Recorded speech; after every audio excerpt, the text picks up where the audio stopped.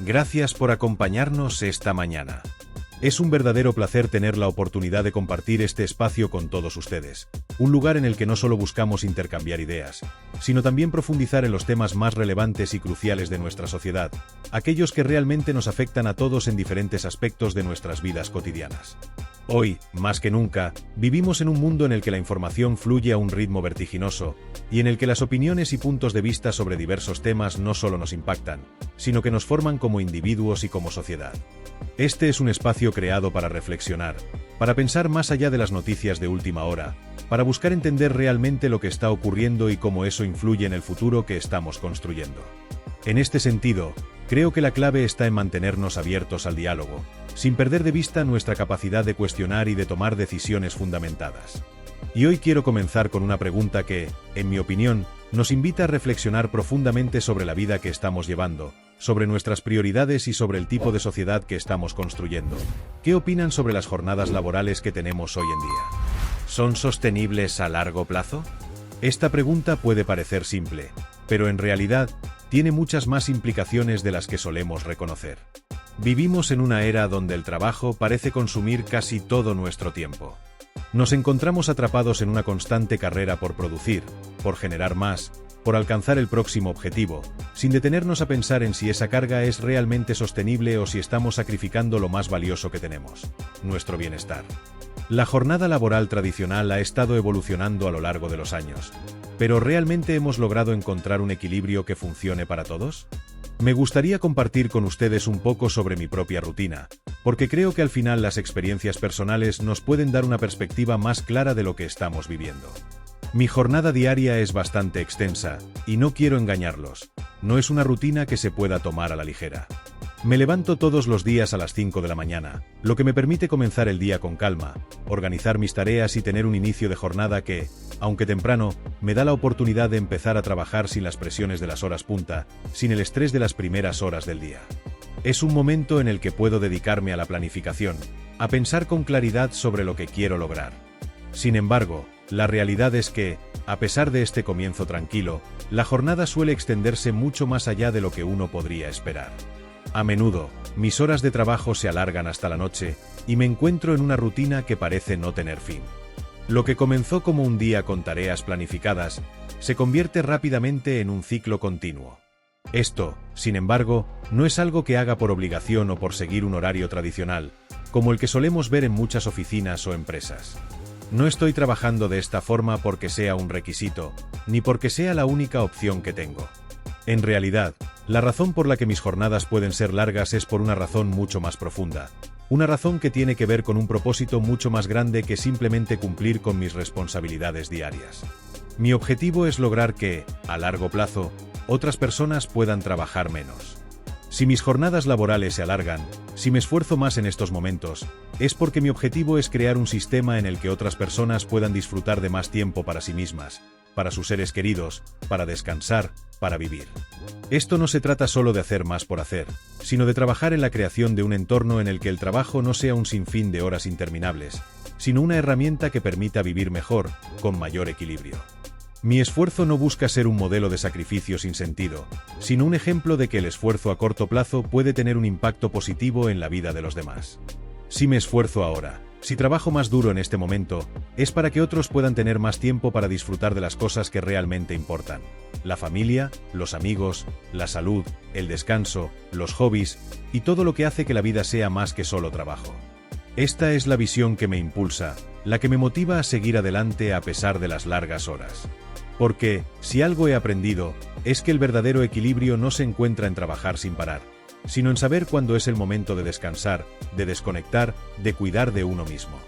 Desearía que todos los trabajadores pudieran tener este tiempo de descanso adecuado, ese equilibrio que les permita llevar una vida más saludable, tanto física como emocionalmente. Vivimos en una sociedad en la que la productividad y la eficiencia parecen ser las únicas métricas de éxito, y en la que las jornadas laborales se han alargado cada vez más, despojando a las personas de su tiempo personal, de su tiempo para vivir fuera del trabajo. Pero esto no puede ser la norma. No podemos seguir en este camino, porque el precio que estamos pagando es demasiado alto. Lo que intento mostrar con mi propia rutina, con mi propio esfuerzo, es que el trabajo no tiene por qué ser una carga interminable. Podemos cambiar la forma en la que trabajamos, podemos encontrar formas de hacer que el trabajo sirva como una herramienta para mejorar la calidad de vida de las personas, no para empeorarla. Es posible transformar nuestra forma de trabajar, de manera que todos podamos vivir mejor, con más tiempo para lo que realmente importa. Porque, si hay algo que es fundamental entender, es que la arrogancia, especialmente en el campo político, es sumamente peligrosa. Cuando las personas suben tanto en el poder, cuando llegan a un punto en el que se sienten invencibles, es cuando están más cerca de caer. La arrogancia política ha sido una de las causas de muchas de las crisis que hemos vivido a lo largo de la historia, y sigue siendo una amenaza real en el presente. Esas actitudes de soberbia, de creer que todo se tiene bajo control, solo conducen a un mayor fracaso. En política, como en la vida, cuando te crees invencible, es cuando más vulnerables te vuelves. En la actualidad, hay ejemplos claros de cómo la arrogancia política puede volverse en contra de aquellos que piensan que son intocables. Los errores, las decisiones equivocadas y la falta de autocrítica son algunas de las consecuencias de esa arrogancia. La lección es clara. Nunca debemos olvidar que el poder y la influencia conllevan una gran responsabilidad, y que solo a través de la humildad y el compromiso con el bien común podemos asegurar un futuro mejor para todos. Hoy, en la cruda actualidad política, nos encontramos ante uno de los momentos más desconcertantes y humillantes que hemos presenciado en vivo en los últimos tiempos.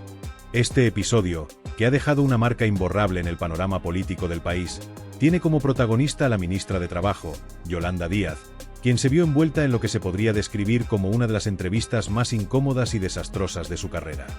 La ministra, que había llegado con grandes expectativas y un aire de confianza a uno de los espacios de radio más relevantes, no imaginaba en absoluto que este sería el escenario donde se destaparía una de las contradicciones más evidentes y preocupantes de su carrera política.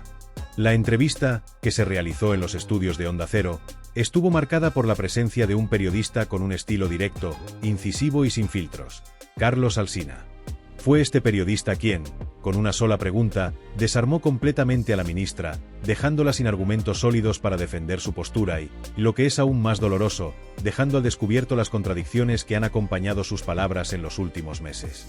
La ministra Yolanda Díaz había llegado al programa con un aire de superioridad, convencida de que ese día sería su gran oportunidad para presumir ante la audiencia de lo que ella consideraba su mayor logro político hasta la fecha, la reducción de la jornada laboral.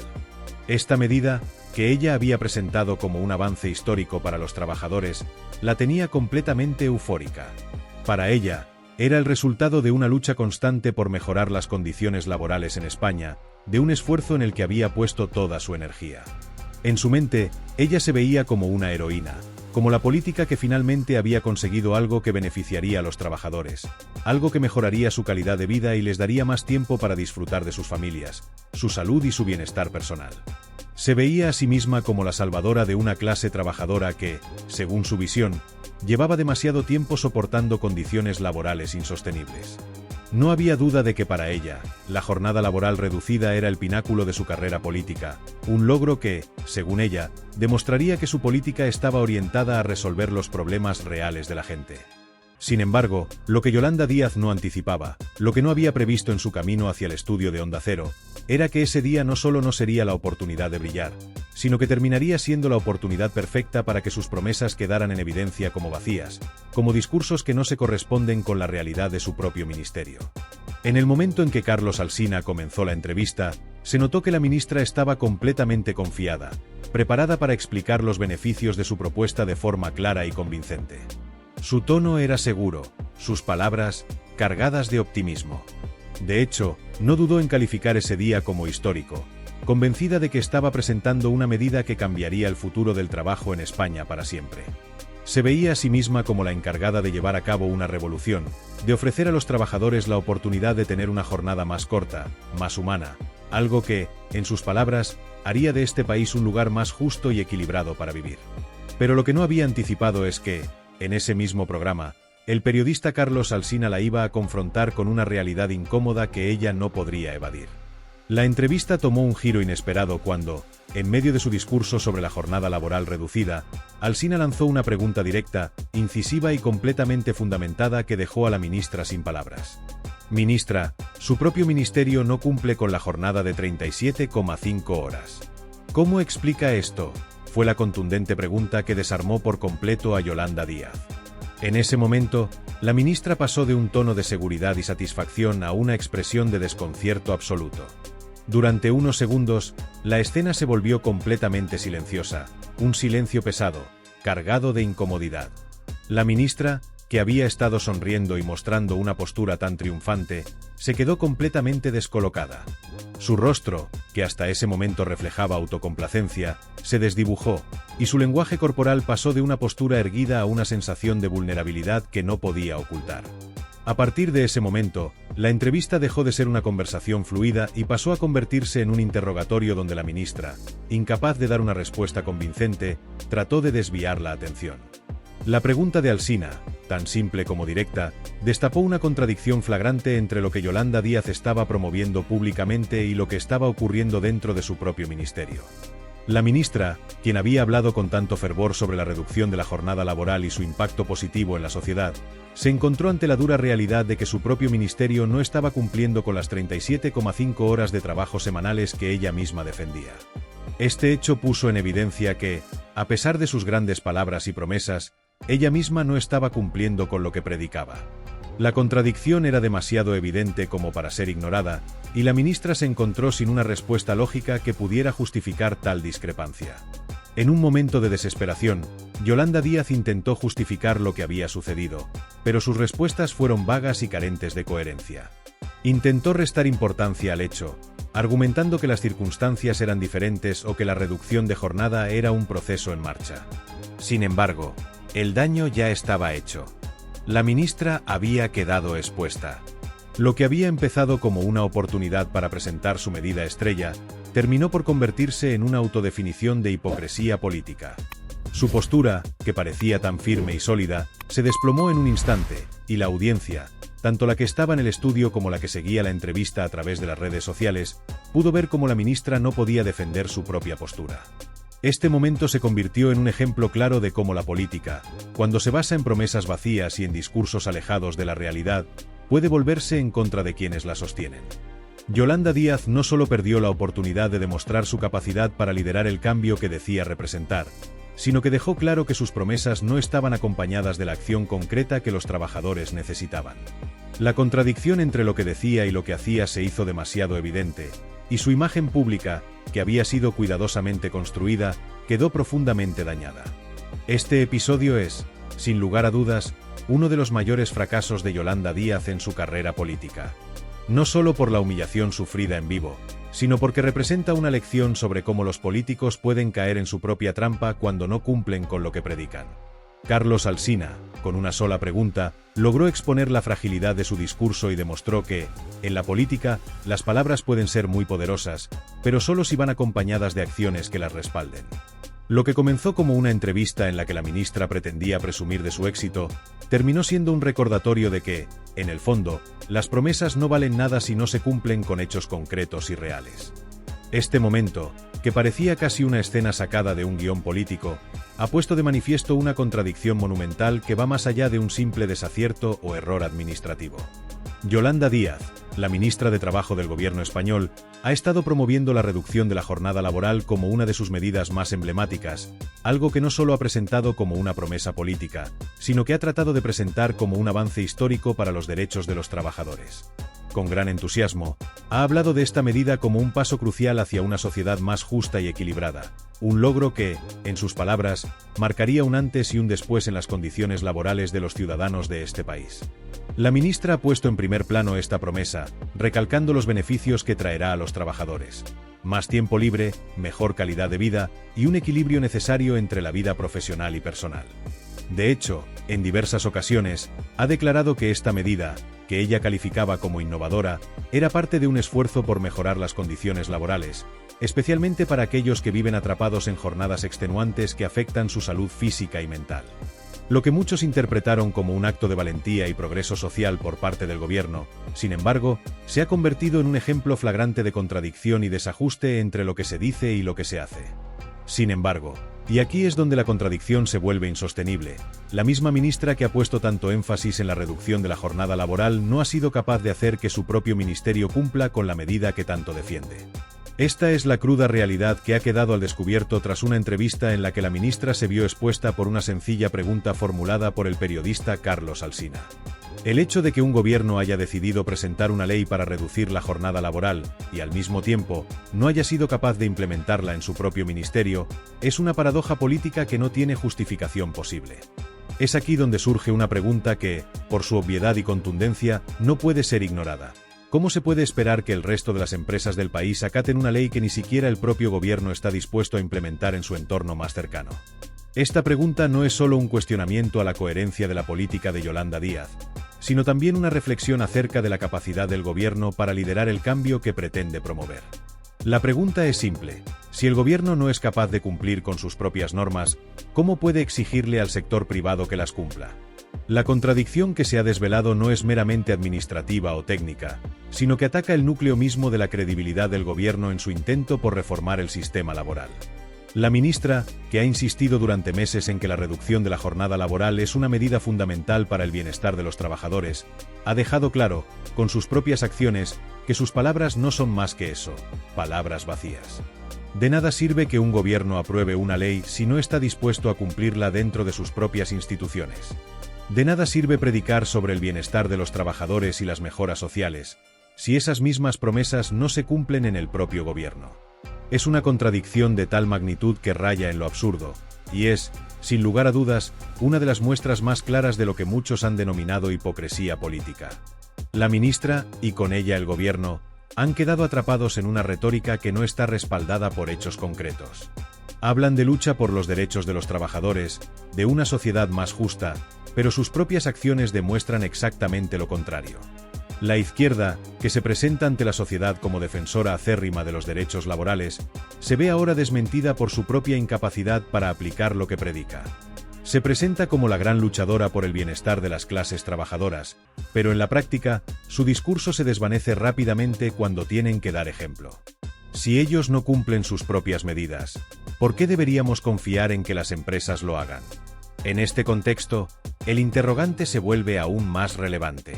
Si el gobierno no aplica las políticas que defienden su propio espacio de trabajo, ¿qué legitimidad tienen para exigir a las empresas que sigan esas mismas políticas? ¿Cómo pueden, con un mínimo de coherencia, exigir a otros lo que ni siquiera son capaces de cumplir en su propio ministerio?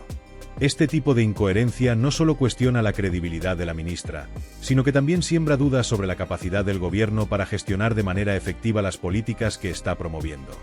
Es un golpe duro para quienes confían en que las reformas laborales traerán mejoras reales a las condiciones de vida de los trabajadores, porque ahora se ha puesto en evidencia que estas reformas podrían estar más basadas en una imagen pública que en un compromiso real con el cambio. A raíz de la devastadora pregunta de Carlos Alsina, Yolanda Díaz intentó justificarse, tratar de salir de la trampa en la que se encontraba, pero no logró disimular la contradicción. Su intento de defenderse fue patético, porque, lejos de ofrecer una respuesta que resolviera las tensiones evidentes, solo profundizó en la brecha entre lo que decía y lo que hacía. En lugar de reconocer el error o la falta de coherencia, intentó explicarlo diciendo que su ministerio estaba en ello, que las cosas llevan tiempo, como si eso pudiera ser una justificación válida para el incumplimiento de la ley en su propia casa. Sin embargo, cuanto más hablaba, más evidente se hacía que su respuesta no tenía coherencia. Intentó dar explicaciones que, en el fondo, solo dejaban más en claro que no había una voluntad real por parte de su gobierno de aplicar las medidas que tanto promocionan. No hay excusa que valga cuando, en la práctica, se demuestra que no hay un verdadero compromiso con el cambio que se promueve. Si la reducción de la jornada laboral es tan positiva, tan beneficiosa para los trabajadores, ¿por qué no se aplica en su propio ministerio? Esta simple y directa pregunta fue la que, finalmente, desmoronó todo el discurso. Las excusas no fueron suficientes, y el daño ya estaba hecho. Yolanda Díaz, que había llegado convencida de que iba a vendernos su éxito, terminó atrapada por su propia incoherencia. La imagen de la ministra, que tan cuidadosamente había tratado de proyectar como la defensora de los derechos laborales, se derrumbó ante los ojos de la audiencia, y con ella, las esperanzas de muchos de que su reforma fuera un verdadero paso hacia el bienestar de los trabajadores. Lo que ocurrió en esa entrevista no es solo un episodio aislado, sino un reflejo claro y doloroso de lo que está sucediendo en el gobierno de Pedro Sánchez. Cada vez que se sientan a hablar, nos venden un discurso vacío, lleno de promesas que no solo no se materializan, sino que parecen cada vez más alejadas de la realidad que viven los ciudadanos día a día. Nos aseguran que están modernizando España, que están avanzando en derechos laborales, pero cuando observamos los hechos concretos y las estadísticas, la realidad es muy diferente. Las promesas se desvanecen cuando se enfrentan a la cruda realidad de la calle, donde los españoles no solo no ven mejoras, sino que enfrentan obstáculos cada vez más grandes. Nos dicen que los salarios van a subir, que se va a crear un clima favorable para el empleo, pero el coste de vida sigue subiendo sin control, y los salarios no se ajustan a las nuevas demandas. En las ciudades, los precios de la vivienda y los productos básicos están por las nubes, mientras que los sueldos de muchos trabajadores siguen siendo los mismos de hace años. Nos prometen una mejora en las condiciones laborales, pero las cifras de desempleo siguen siendo altas, y los contratos precarios son la norma, no la excepción. Nos hablan de progreso, pero cada vez más empresas se ven ahogadas por impuestos y burocracia, lo que les impide crecer, innovar y contratar más personal. Cada vez son más los autónomos y pequeñas empresas que tienen que cerrar sus puertas debido a la falta de apoyo real por parte de un gobierno que parece más centrado en su imagen que en resolver los problemas reales de la economía. Y lo peor de todo es que, al parecer, ni ellos mismos se creen su propio discurso. Este es el gobierno que, con un tono de superioridad, se presenta ante los ciudadanos como el gran defensor de los derechos sociales, como el que está luchando por el futuro de los más vulnerables. Pero lo cierto es que, en lugar de ofrecer soluciones reales y efectivas, nos piden sacrificios, nos piden que creamos en su agenda de medidas progresistas, mientras sus propios resultados siguen siendo insostenibles. Nos dicen que España está avanzando, que está saliendo de la crisis, pero las políticas que nos prometen como panacea siguen sin concretarse en una mejora tangible en la vida de las personas. ¿Dónde están los avances reales? ¿Dónde están las cifras que respalden sus promesas? Cuando les pedimos coherencia, cuando les pedimos ejemplos claros de que sus promesas son viables y alcanzables, nos encontramos con excusas, con evasivas, con una constante falta de autocrítica. Y lo más preocupante de todo es que no parecen dispuestos a asumir responsabilidades por la falta de resultados. En lugar de reconocer sus fallos y corregir el rumbo, el gobierno de Pedro Sánchez prefiere esconderse tras discursos vacíos y populistas que solo buscan distraer a la opinión pública de las verdaderas carencias del país. Carlos Alsina, con su pregunta directa y certera, dejó claro lo que ya muchos sabíamos. Este gobierno está más preocupado por los titulares, por la propaganda y por su imagen pública, que por cumplir sus promesas y ofrecer soluciones reales a los problemas que enfrentan los ciudadanos. Lo que vimos en esa entrevista no fue solo una confrontación entre un periodista y una ministra, fue una muestra palpable de la desconexión que existe entre el gobierno y la realidad de los ciudadanos. Yolanda Díaz, al igual que muchos otros miembros de este gobierno, intentó justificar lo injustificable, tratar de salir del paso con una excusa tras otra, pero lo único que logró fue destapar la fragilidad de su discurso y la falta de coherencia en sus acciones. Este tipo de entrevistas son fundamentales, no solo porque desmantelan las falacias que nos venden, sino porque nos recuerdan que necesitamos periodistas valientes, que no tengan miedo de preguntar lo que realmente importa, de poner en evidencia las mentiras y las incoherencias de aquellos que tienen el poder. Sin periodistas que estén dispuestos a cuestionar y a investigar, el discurso oficial pasaría sin ser cuestionado, y las mentiras seguirían propagándose sin freno. Las entrevistas como la que vimos con Yolanda Díaz son necesarias para que los ciudadanos podamos ver más allá del velo de propaganda y entender lo que realmente está sucediendo en el país. Mientras tanto, los ciudadanos seguimos esperando respuestas claras, soluciones reales, y no un espectáculo político lleno de palabras vacías. Las promesas no se pueden quedar en simples promesas. No podemos seguir permitiendo que los responsables de la política española sigan vendiéndonos medidas que ni siquiera ellos mismos cumplen. Es hora de que los responsables de la política española rindan cuentas por sus decisiones y por la falta de resultados concretos. El país no puede seguir esperando más de lo mismo, mientras el futuro de miles de ciudadanos sigue siendo incierto. Y eso solo lo lograremos si seguimos cuestionando, seguimos desnudando sus mentiras, y nos mantenemos firmes en la exigencia de respuestas claras y efectivas. No podemos seguir callados ante el fracaso de un gobierno que, en lugar de ofrecer soluciones, parece más interesado en perpetuar su imagen y seguir alimentando su relato. La verdad está ahí, en los hechos, en los números, en las experiencias cotidianas de los ciudadanos. Y esa es la verdad que tenemos que seguir destapando, sin miedo, sin concesiones. Solo de esta manera podremos exigir que los responsables de la política española se enfrenten a la realidad y comiencen a actuar en consecuencia.